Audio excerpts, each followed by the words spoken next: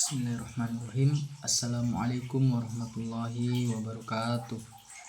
Alhamdulillah nahmaduhu wa nasta'inuhu wa nastaghfir wa na'udzu billahi min syururi anfusina wa min sayyiati a'malina.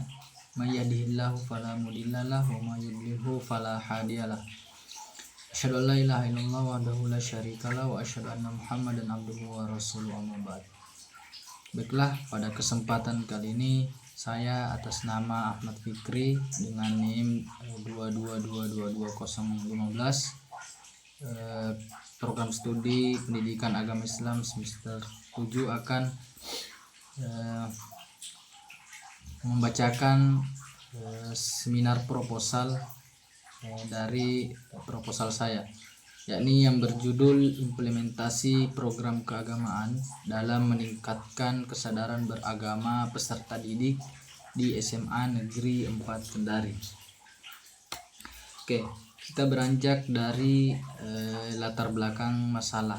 Jadi pendidikan agama memiliki peranan penting dalam membentuk karakter dan perilaku peserta didik agar memiliki akhlak mulia serta kesadaran dalam menjalankan kewajiban, yaitu beribadah.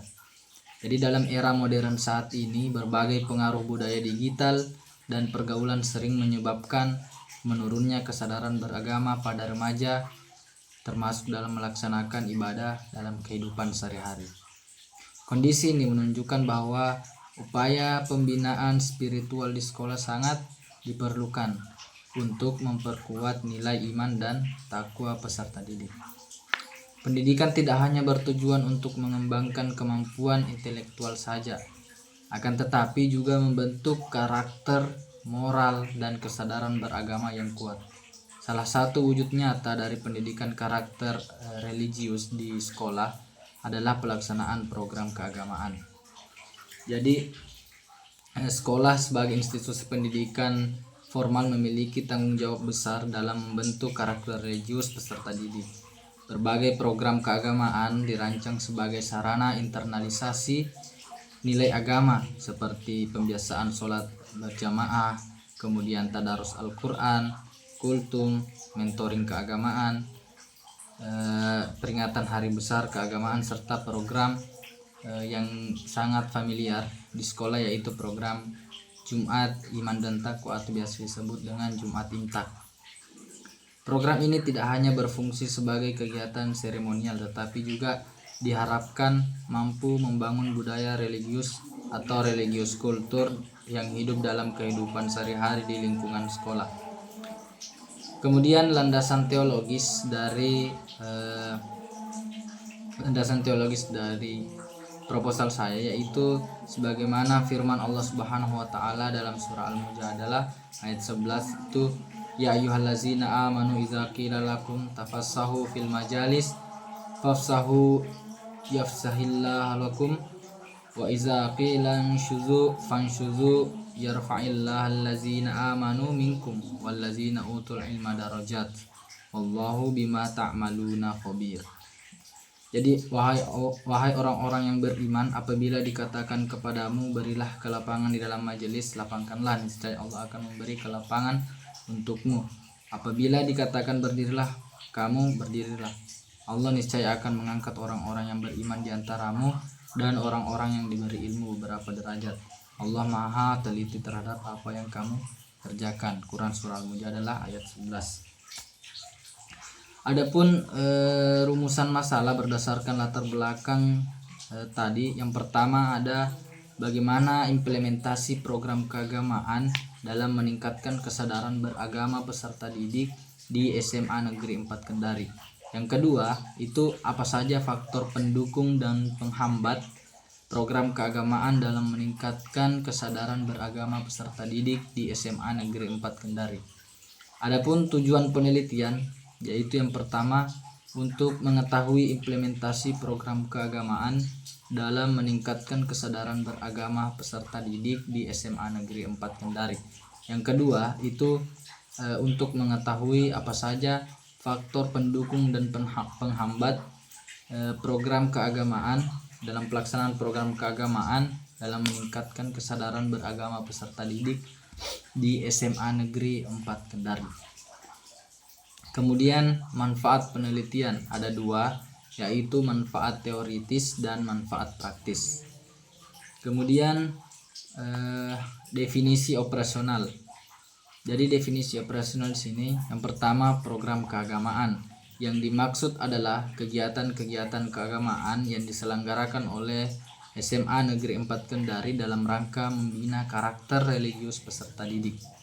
Program keagamaan yang dimaksud meliputi kegiatan rutin seperti sholat berjamaah, kemudian tadarus Al-Quran, kemudian pembacaan doa sebelum dan sesudah pembelajaran, kegiatan kajian keislaman, ceramah keagamaan, dan Jumat Imtak.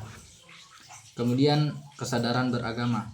Yang dimaksud adalah kesadaran yang tercermin dari aspek kognitif berupa pemahaman terhadap ajaran dasar agama, kemudian aspek perilaku berupa praktik nyata dalam bentuk kedisiplinan menjalankan ibadah, kejujuran, tanggung jawab, sopan santun, kepedulian sosial, toleransi, serta kemampuan menghindarkan diri dari perilaku negatif.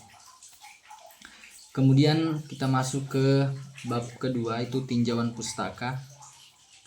Itu yang pertama ada implementasi program keagamaan di sekolah, kemudian program keagamaan di sekolah. Yang ketiga ada kesadaran beragama peserta didik. Yang keempat ada hubungan implementasi program keagamaan dengan kesadaran beragama. Kemudian langsung saja kita ke penelitian relevan. Di sini ada 3 penelitian relevan yang saya masukkan. Itu yang pertama penelitian yang dilakukan oleh Siti Zahara dan Asnil Aidah Ritonga dalam bentuk jurnal yang berjudul Efektivitas Pengajian Rutin Keagamaan dalam Meningkatkan Kesadaran Beragama Siswa di MAS atau Madrasah Aliyah Swasta Sabilul Mukminin Banjai.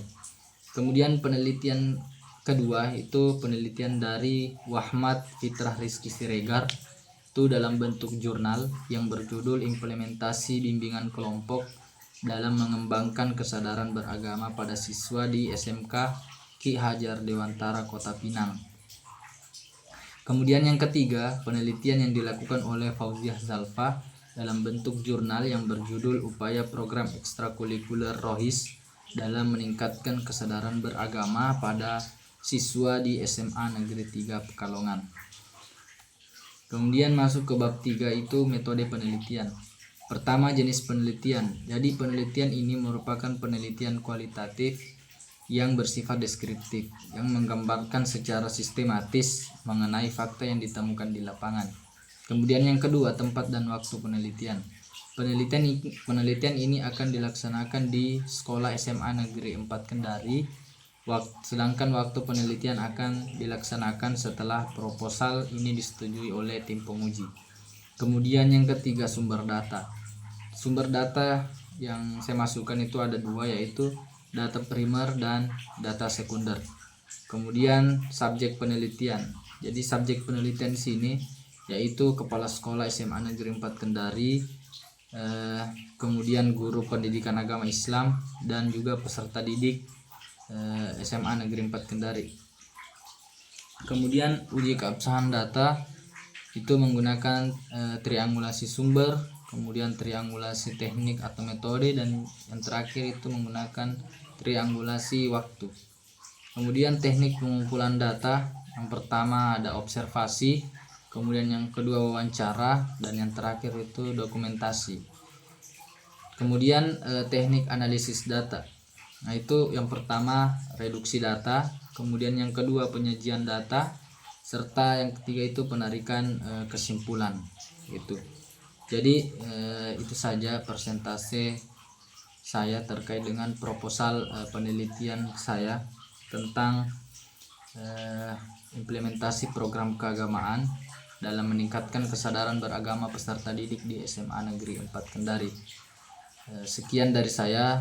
Billahi fisabilil haq fastabiqul khairat. Wassalamualaikum warahmatullahi wabarakatuh.